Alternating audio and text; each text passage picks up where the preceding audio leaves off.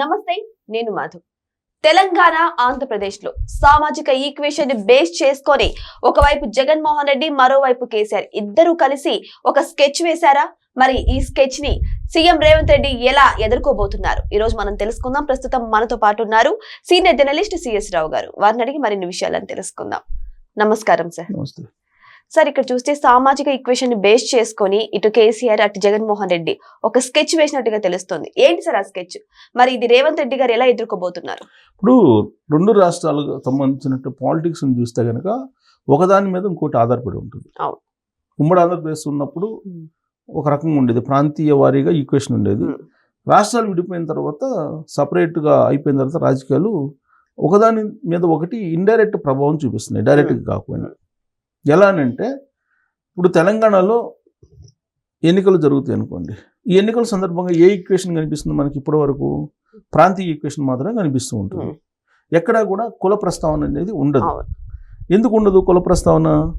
దానికంటే బలమైనటువంటి ప్రాంతీయ వాదం ఉంది కాబట్టి కులం యొక్క ప్రస్తావన ఇప్పటి వరకు లేదు.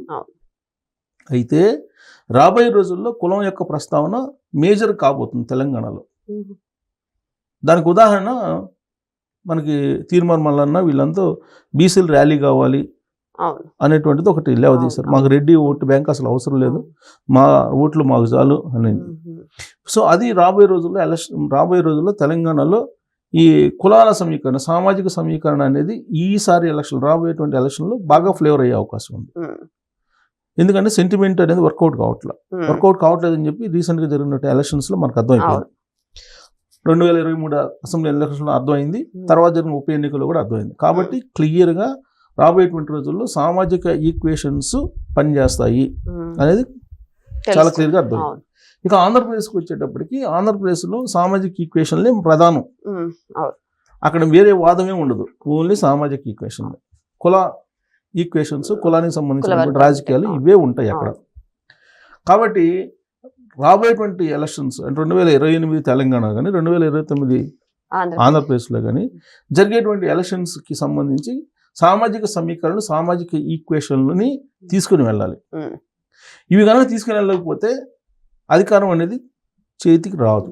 అందుకే ఇప్పటి నుంచే ఫామ్ హౌస్లో వ్యూహాలు రచిస్తున్నారా, లేదంటే బెంగళూరులో వ్యూహాలు రచిస్తున్నారా అనేది చర్చలు జరుగుతున్నటువంటి క్రమంలో కిట్ ప్రోకో రాజకీయాలు అనేది వీళ్ళిద్దరు నడుపుతున్నారు. ఎవరు? వైఎస్ఆర్ కాంగ్రెస్ పార్టీ, అలాగే బీఆర్ఎస్ పార్టీ. ఈ రెండు పార్టీల యొక్క స్టెప్స్ కానీ, ఈ రెండు పార్టీలు వాడేటువంటి పదజాలం కానీ ఇంచుమించుగా ఒకేలాగా ఉంది. ఎందుకు ఈ మాట అంటున్నానంటే, మేము మళ్ళీ అధికారంలోకి వస్తాం అని చెప్పి ఆయన అంటున్నారు. వస్తే ఏం చేస్తాం, రప్ప అంటున్నాడు ఆయన. సేమ్ డైలాగ్ని ఇక్కడ అందిపుచ్చుకున్నారు కేటీఆర్ గారు.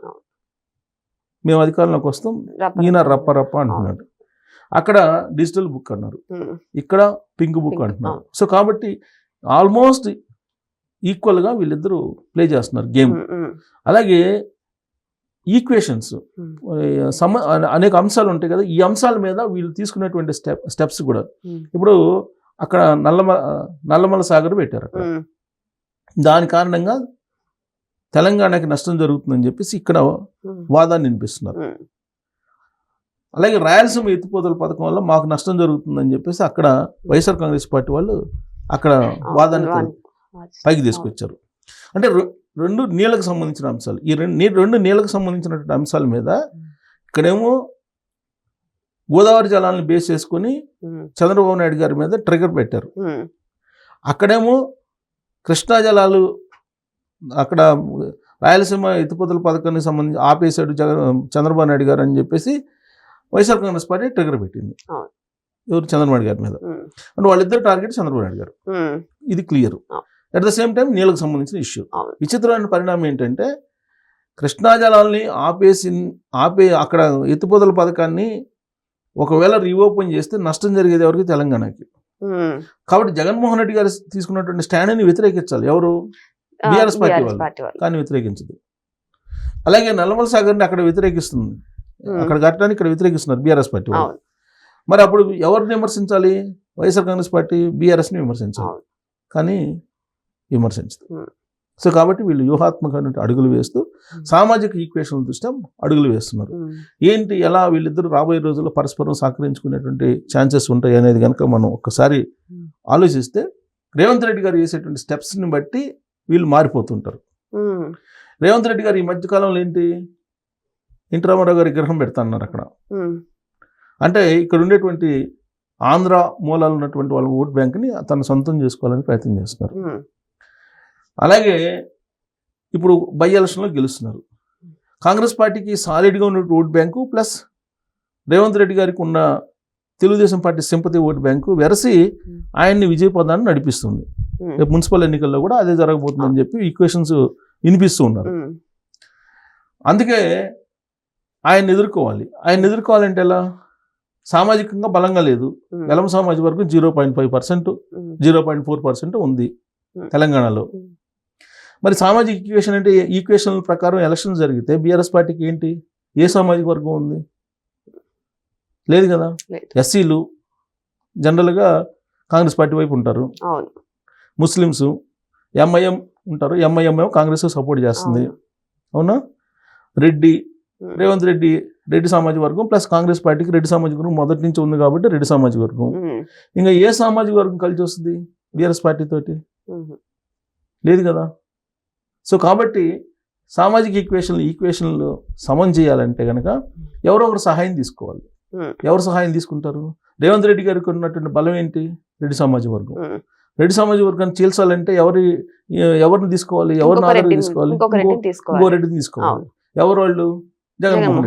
జగన్మోహన్ రెడ్డి గారికి సపోర్ట్ తీసుకొని ఇక్కడ రెడ్డి సామాజిక వర్గం, రేవంత్ రెడ్డి గారి దగ్గర ఉన్న రెడ్డి సామాజిక వర్గాన్ని చీల్చాలి. అందుకే జగన్మోహన్ రెడ్డి గారికి సంబంధించిన కొంతమంది మనుషులు నిరంతరం సోషల్ మీడియా రూపంలోనో లేదంటే క్షేత్రస్థాయిలో కొంతమంది రెడ్డి సామాజిక వర్గానికి సంబంధించినటువంటి వాళ్ళు జగన్మోహన్ రెడ్డి గారికి ఉన్నటువంటి అనుచరులు ఇక్కడ పనిచేస్తూ ఉంటారు. బీఆర్ఎస్ పార్టీ వాళ్ళకి సోషల్ మీడియా రూపంలోనో ఏదో ఒక రకంగా పనిచేస్తూ ఉంటారు ఇక్కడ. సో రెడ్డి సామాజిక వర్గాన్ని చీల్చాలి అనేటువంటి కాన్సెప్ట్లో. అలాగే ఎంఐఎం అసరుద్దీన్ ఓవైసీ అలాగే జగన్మోహన్ రెడ్డి గారు అత్యంత సన్నిహితులు. ఆ కోణం నుంచి ఒకవేళ ఈక్వేషన్ మారితే కనుక జగన్మోహన్ రెడ్డి గారి దగ్గర నుంచి మార్చుకోవాలి ఒకటి. ఇక జగన్మోహన్ రెడ్డి గారికి సంబంధించినటువంటి అత్యంత సన్నిహితులు అనుయాయులుగా ఉన్నటువంటి వాళ్ళు కాంగ్రెస్ పార్టీ క్యాబినెట్లో ఇవాళ కీలకమైనటువంటి వాళ్ళు ఉన్నారు. వాళ్ళని రాబోయేటువంటి ఎన్నికల నాటికి బీఆర్ఎస్ పార్టీలోకి చేర్చుకుంటే రెడ్డి సామాజిక వర్గానికి సంబంధించినటువంటి వాళ్ళని అప్పుడు విజయ పదాన్ని నడవచ్చు అనే యాంగిల్లో జగన్మోహన్ రెడ్డి గారి సపోర్టు తీసుకుంటున్నారు. ఇది ఈక్వేషన్. మరి దానికి ప్రతిఫలంగా జగన్మోహన్ రెడ్డి గారికి ఏమిస్తున్నారు వీళ్ళు అని అంటే, జగన్మోహన్ రెడ్డి గారి ఈక్వేషన్ జగన్మోహన్ రెడ్డి గారికి ఉంది. ఏంటి? వెలమ సామాజిక వర్గాన్ని మౌల్డ్ చేయాలి. వెలమ సామాజిక వర్గాన్ని ఉత్తరాంధ్రలో బలంగా ఉన్నారు. సో ఉత్తరాంధ్రలో ఉండేటువంటి వెలమ సామాజిక వర్గం వైఎస్ఆర్ కాంగ్రెస్ పార్టీ వైపు ఉండాలి అని అంటే ఇక్కడ కేసీఆర్ గారు అండ్ వాళ్ళ టీం ఏదైతే ఉందో అక్కడ గ్రౌండ్లో దిగి పనిచేయాలి. దాంట్లో భాగంగా ఏంటి? రీసెంట్గా ఈయనకున్నటువంటి బీఆర్ఎస్ పార్టీ ఏపీ అధ్యక్షుడు తోట చంద్రశేఖర్, తోట చంద్రశేఖర్ మళ్ళీ మేము యాక్టివ్ అవుతున్నాం, పార్టీని మళ్ళీ బలోపేతం చేస్తున్నాం. 2024 ఎన్నికల సందర్భంగా పార్టీ ఆఫీస్ కూడా పెట్టారు విజయవాడలో. మళ్ళీ మేము బలోపేతం చేస్తాం, కాపుకి మేము సీఎం పదవి ఇస్తాం, మేము కాపు సీఎం అభ్యర్థిని ప్రకటిస్తామని చెప్పి ఆయన ఏదో ఒక లీకులు ఇచ్చారు. అంటే కాపు సామాజిక వర్గాన్ని చేల్చాలి ఆంధ్రప్రదేశ్లో. ఎందుకు? కూటమిలో పవన్ కళ్యాణ్ ఉన్నారు, కాపు ఓట్లు కూటమికి పడతాయి కాబట్టి కాపు ఓట్లు చేల్చాలి. కాపు ఓట్లు చేల్చాలంటే బీఆర్ఎస్ పార్టీ అక్కడ ఒక కాపు లీటర్ని పెట్టి ఫోకస్ చేసి కాపు ఓట్లను చేల్చాలి. ఒకటి. రెండేంటి? వెలమ సామాజిక వర్గం ఉత్తరాంధ్రలో బలంగా ఉంటుంది. ఈ వెలమ సామాజిక వర్గాన్ని చేల్చాలి. వెలమ సామాజిక వర్గాన్ని చేల్చాలంటే ఇక్కడ ఉండేటువంటి వెలమ టీం ఏదైతే ఉందో అక్కడికి వెళ్ళి జగన్మోహన్ రెడ్డి గారికి సహాయం చేయాలి. ఇది కిట్ ప్రోకోకు సంబంధించిన రాజకీయాలు. సో ఇవన్నీ తెలుసుకున్నటువంటి రేవంత్ రెడ్డి గారు ఏం చేస్తున్నారంటే ఒకసారి అటు అంటారు, ఒకసారి ఇటు అంటారు. ఎందుకు? చంద్రబాబు నాయుడు గారినేమో మొన్న మధ్య నేనే మాట్లాడి రాయలసీమ ఎత్తిపోతల పథకాన్ని ఆపించేసాను అన్నాడు. రూమ్లో తీసుకెళ్లి మాట్లాడి చేశానని. రాయలసీమ ఎత్తిపోతల పథకం ఎప్పుడు ఆగిపోయింది? 2022లో ఆగిపోయింది. 22లో ఎవరున్నారు? జగన్మోహన్ రెడ్డి గారు అక్కడ ముఖ్యమంత్రిగా ఉన్నారు. నేషనల్ గ్రీన్ ట్రిబ్యునల్ ఆదేశాల మేరకు ఆపేశారు. దీంట్లో చంద్రబాబు నాయుడు గారు ఆపింది ఏమీ లేదని చెప్పి జగన్మోహన్ రెడ్డి గారికి తెలుసు, రేవంత్ రెడ్డి గారికి తెలుసు, కేసీఆర్ గారికి తెలుసు. కాకపోతే రాజకీయంగా ఆయన ఒక జంప్ అట్టేసాడు ఎవరు, రేవంత్ రెడ్డి గారు. అలాగే ఆయన ఇక్కడ తెలుగుదేశం పార్టీ లేదా సింపథైజర్స్నో లేదంటే తెలుగుదేశం పార్టీకి సంబంధించినటువంటి లీడర్నో ప్రసన్నం చేసుకునేదానికి, ఎందుకు బీఆర్ఎస్ పార్టీలో ఎక్కువ తెలుగుదేశం పార్టీ సింపథైజర్స్ ఉంటారు, వాళ్ళని తమ వైపు తిప్పుకోవడానికి ఎన్టీ రామారావు పేరు వాడుకుంటూ ఉన్నారు. అలాగే కమ్మ సమాజ వర్గానికి దగ్గరగా ఉండడానికి ప్రయత్నం చేస్తున్నారు. ఇట్లా ఎవరి ఈక్వేషన్లో వాళ్ళు సామాజిక ఈక్వేషన్స్ తోటి ముందుకు వెళ్తున్నటువంటి పరిస్థితి కనిపిస్తుంది. సో కాబట్టి జగన్మోహన్ రెడ్డి గారు అలాగే కేటీఆర్ గారు ఈ సామాజిక ఈక్వేషన్ల దృష్ట్యా ఆ రాష్ట్రానికి ఈ రాష్ట్రానికి సంబంధించి ఇచ్చిపుచ్చుకునేటువంటి ధోరణిలో పాలిటిక్స్ నడుపుతున్నారు.